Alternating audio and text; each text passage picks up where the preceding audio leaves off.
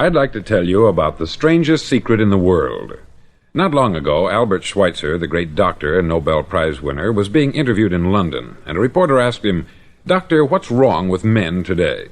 The great doctor was silent a moment, and then he said, "Men simply don't think." And it's about this that I want to talk with you.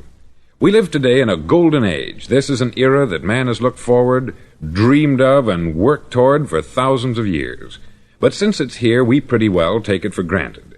We in America are particularly fortunate to live in the richest land that ever existed on the face of the earth, a land of abundant opportunity for everyone. But do you know what happens? Let's take 100 men who start even at the age of 25. Do you have any idea what will happen to those men by the time they're 65? These 100 men who all start even at the age of 25 believe they're going to be successful. If you asked any one of these men if he wanted to be a success, he'd tell you that he did. And you'd notice that he was eager toward life, that there was a certain sparkle to his eye, an erectness to his carriage, and life seemed like a pretty interesting adventure to him. But by the time they're 65, 1 will be rich, 4 will be financially independent, 5 will still be working, 54 will be broke. Now think a moment. Out of the 100, only 5 make the grade. Why do so many fail? What has happened to the sparkle that was there when they were 25? What's become of the dreams, the hopes, the plans? And why is there such a large disparity between what these men intended to do and what they actually accomplished? When we say about 5% achieve success, we have to define success. And here's the definition. Success is the progressive realization of a worthy ideal. If a man is working toward a predetermined goal and knows where he's going, that man is a success. If he's not doing that, he's a failure. Success is the progressive realization of a worthy ideal. Rollo May, the distinguished psychiatrist, wrote a wonderful book called Man's Search for Himself. And in this book he says, the opposite of courage in our society is not cowardice, it is conformity. And there you have the trouble today. It's conformity. People acting like everyone else, without knowing why, without knowing where they're going. Now think of it. In America right now, there are over 14 million people 65 years of age and over, and about 13 million of these 14 million are broke. They're dependent on someone else for life's necessities. Now, we learn to read by the time we're 7. We learn to make a living by the time we're 25. Usually, by that time, we're not only making a living, we're supporting a family. And yet, by the time we're 65, we haven't learned how to become financially independent in the richest land that has ever been known. Why? We conform. And the trouble is that we're acting like the wrong percentage group, the 95% who don't succeed. Now, why do these people conform? Well, they don't know, really. These people believe that their lives are shaped by circumstances, by things that happen to them, by exterior forces. They're outer-directed people.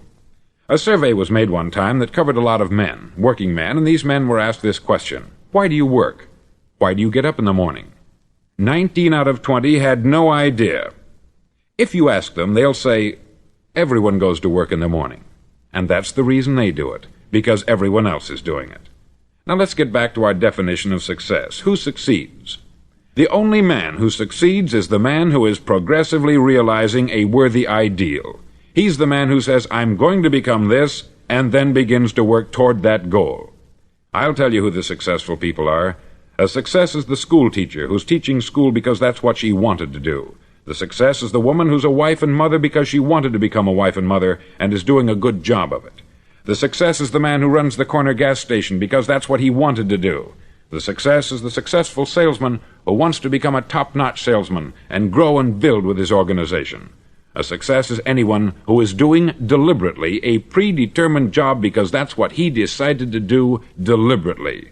But only 1 out of 20 does that. That's why today there isn't really any competition, unless we make it for ourselves. Instead of competing, all we have to do is create.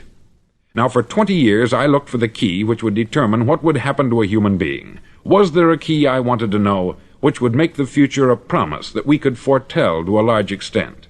Was there a key that would guarantee a person's becoming successful if he only knew about it and knew how to use it? Well, there is such a key, and I've found it.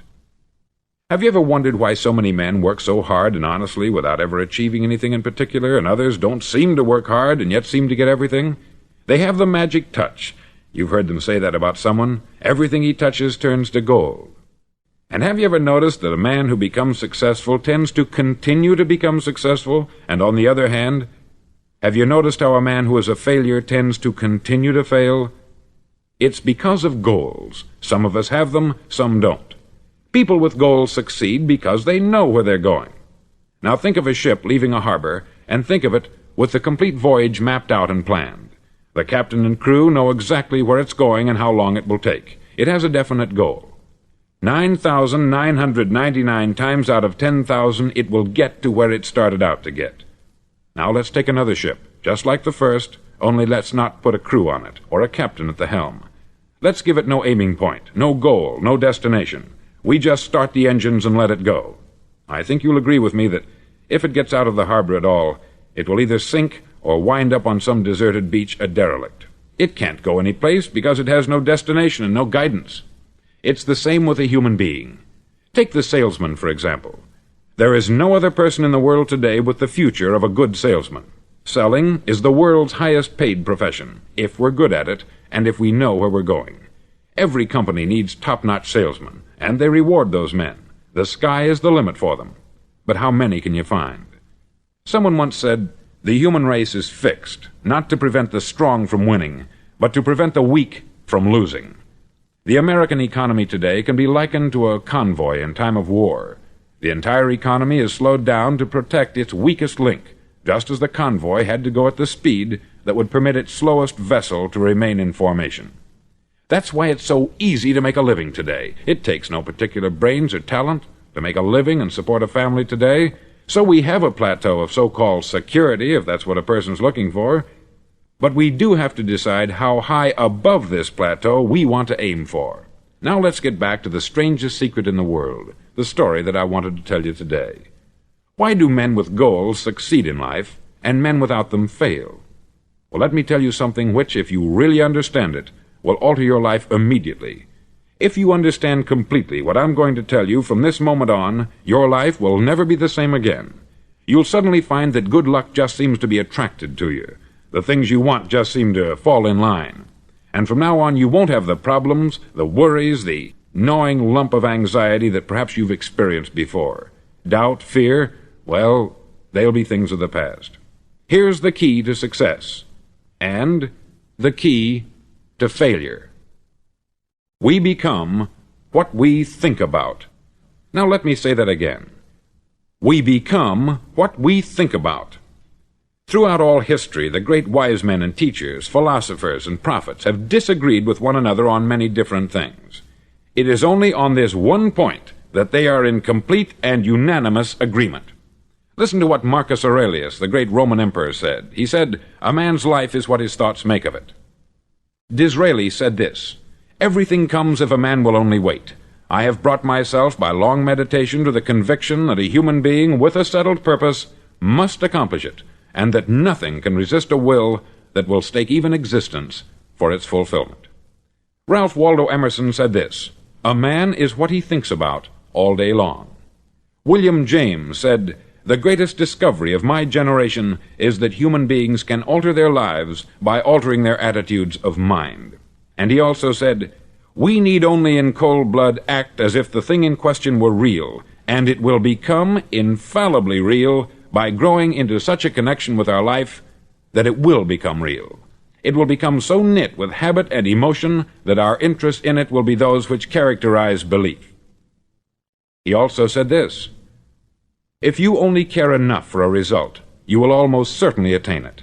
If you wish to be rich, you will be rich. If you wish to be learned, you will be learned. If you wish to be good, you will be good.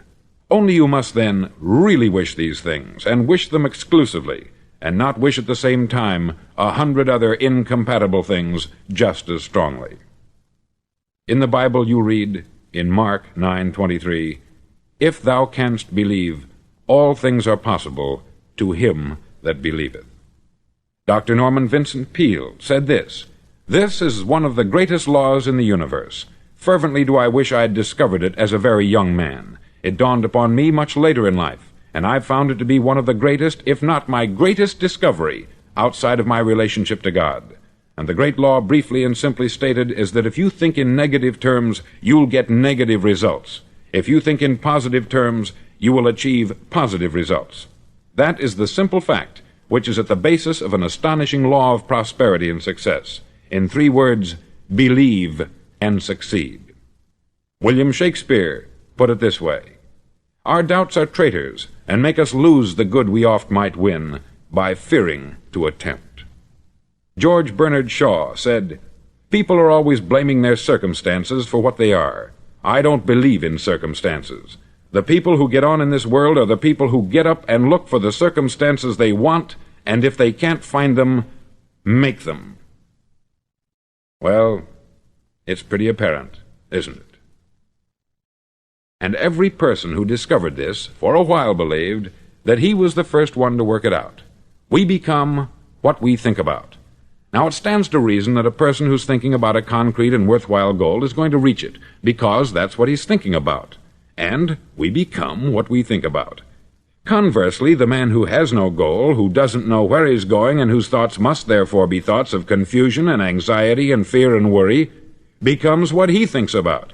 His life becomes one of frustration, fear, anxiety, and worry. And if he thinks about nothing, he becomes nothing. Now, how does it work? Why do we become what we think about? Well, I'll tell you how it works as far as we know. Now, to do this, I want to tell you about a situation that parallels the human mind. Suppose a farmer has some land, and it's good, fertile land.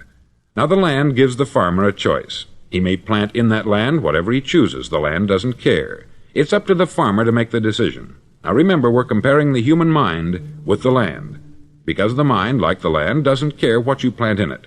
It will return what you plant, but it doesn't care what you plant. Now, let's say that the farmer has 2 seeds in his hand. One is a seed of corn, the other is nightshade, a deadly poison. He digs 2 little holes in the earth, and he plants both seeds, one corn, the other nightshade. He covers up the holes, waters, and takes care of the land, and what will happen? Invariably, the land will return what is planted. As it's written in the Bible, "As ye sow, so shall ye reap." Remember, the land doesn't care. It will return poison in just as wonderful abundance as it will corn. So up come the 2 plants, one corn, one poison. Now, the human mind is far more fertile, far more incredible and mysterious than the land, but it works the same way. It doesn't care what we plant. Success, failure.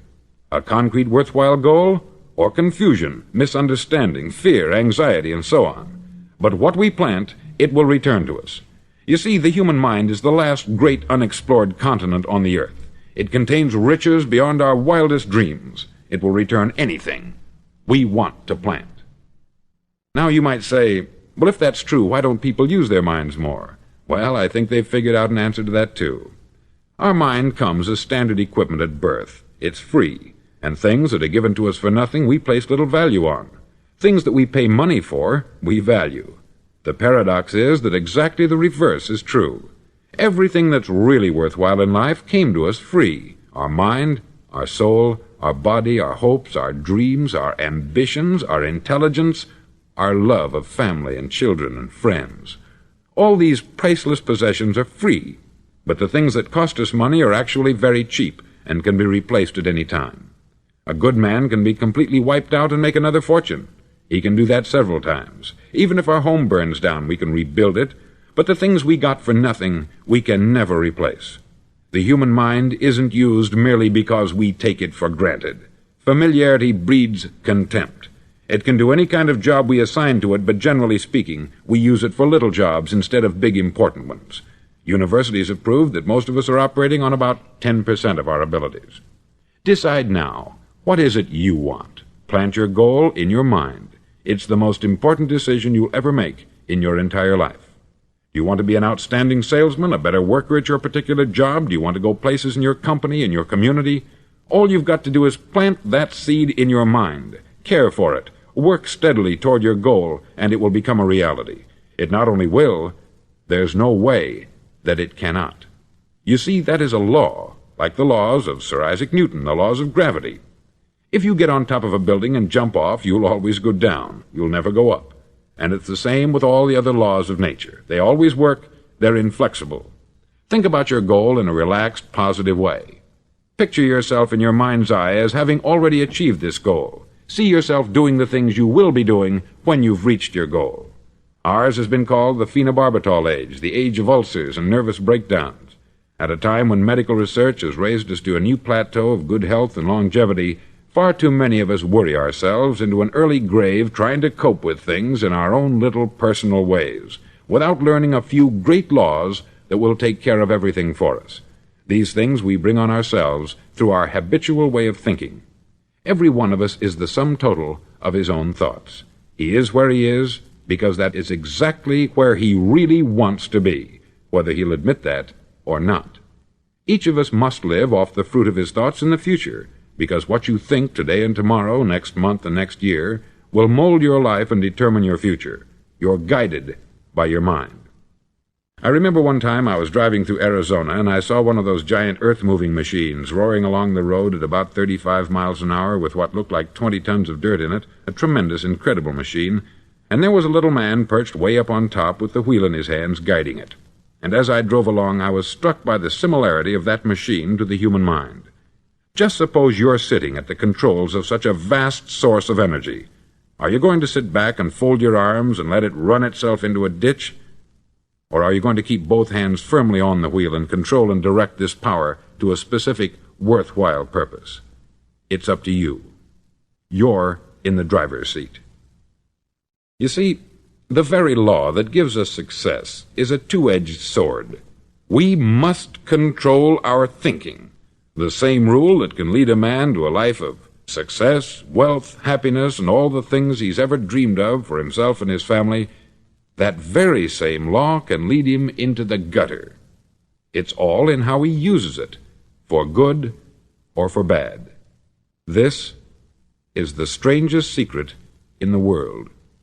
Now, why do I say it's strange, and why do I call it a secret? Actually, it isn't a secret at all. It was first promulgated by some of the earliest wise men, and it appears again and again throughout the Bible. But very few people have learned it, understand it. That's why it's strange, and why, for some equally strange reason, it virtually remains a secret.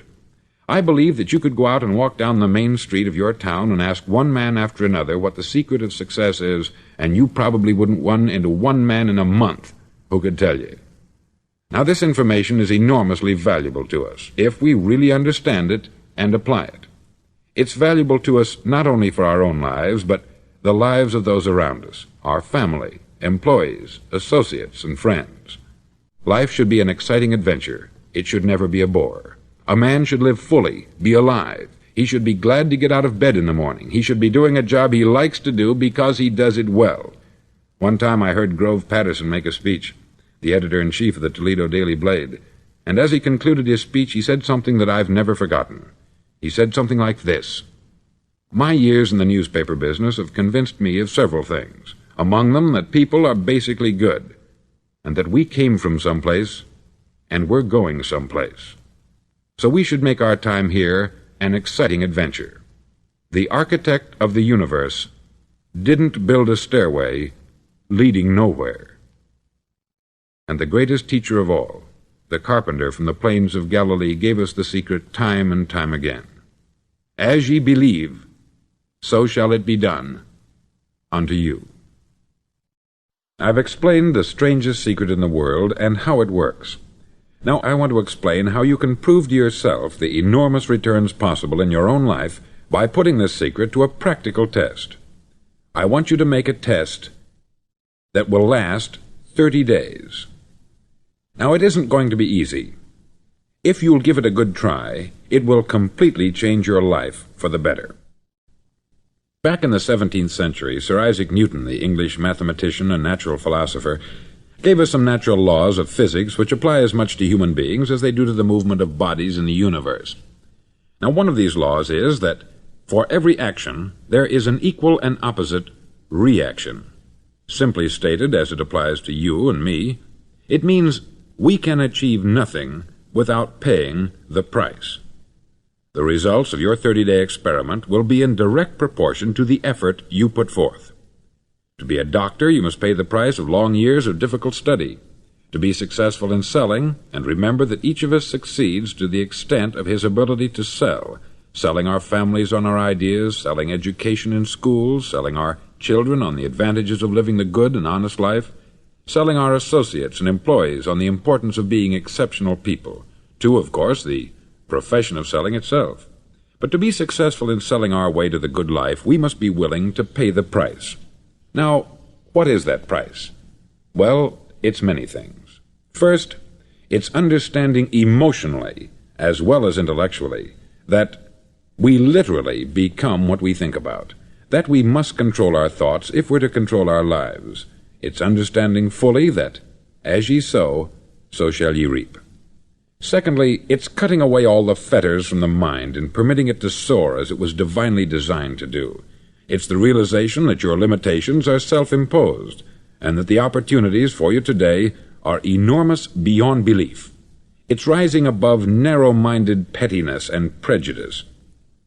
Thirdly, to use all your courage to force yourself to think positively on your own problem, to set a definite and clearly defined goal for yourself, to let your marvelous mind think about your goal from all possible angles, to let your imagination speculate freely upon many different possible solutions, to refuse to believe there are any circumstances sufficiently strong to defeat you in the accomplishment of your purpose, to act promptly and decisively when your course is clear, and to keep constantly aware of the fact that you are, at this moment, standing in the middle of your own acre of diamonds, as Russell Conwell used to point out. Fourth, save at least 10% of what you earn. It's also remembering that no matter what your present job, it has enormous possibilities if you're willing to pay the price. Now let's just go over the important points in the price each of us must pay to achieve the wonderful life that can be ours. It is, of course, worth any price. 1. You will become what you think about. 2.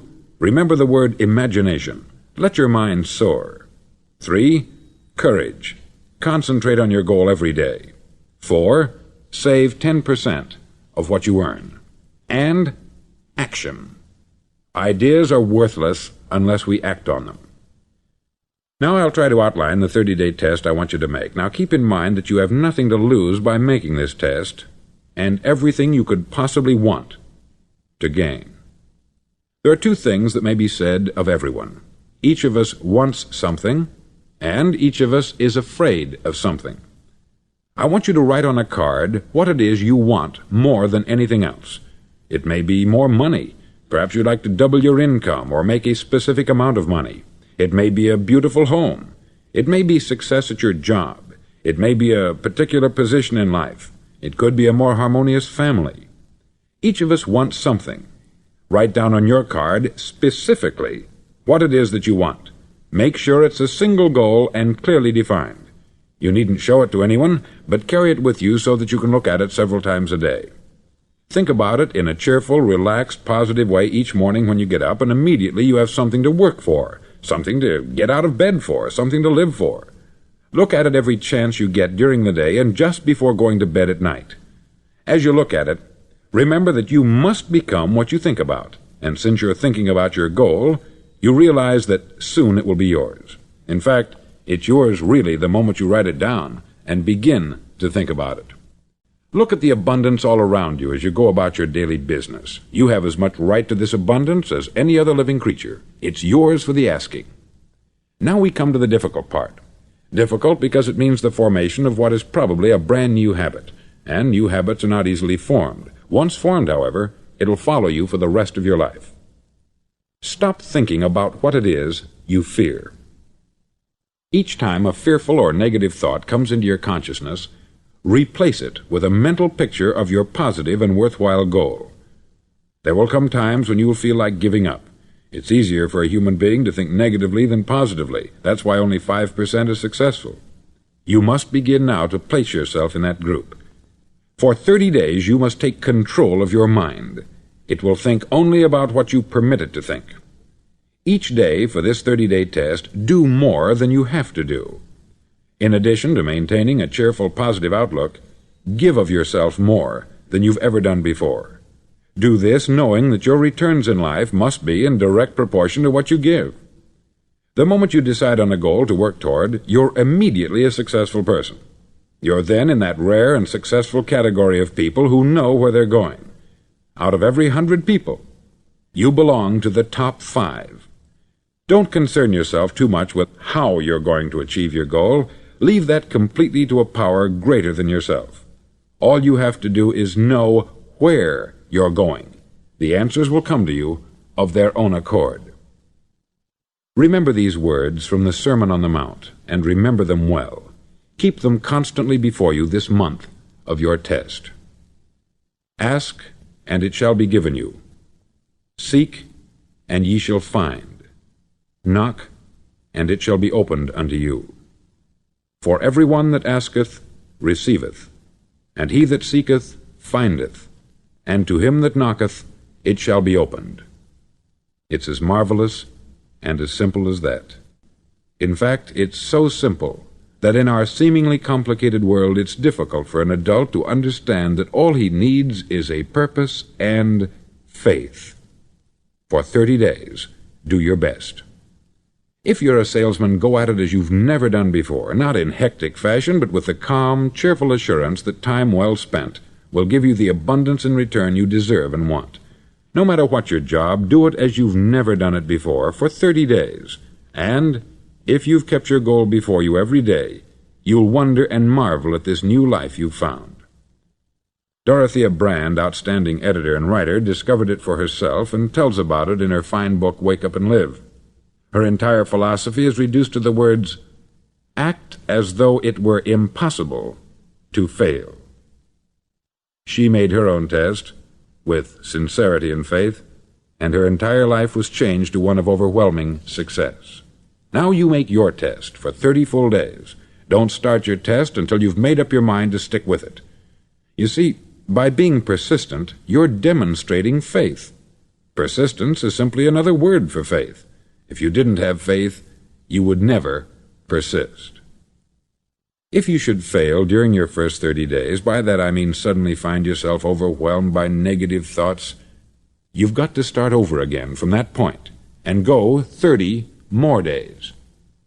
Gradually your new habit will form until you find yourself one of that wonderful minority to whom virtually nothing is impossible.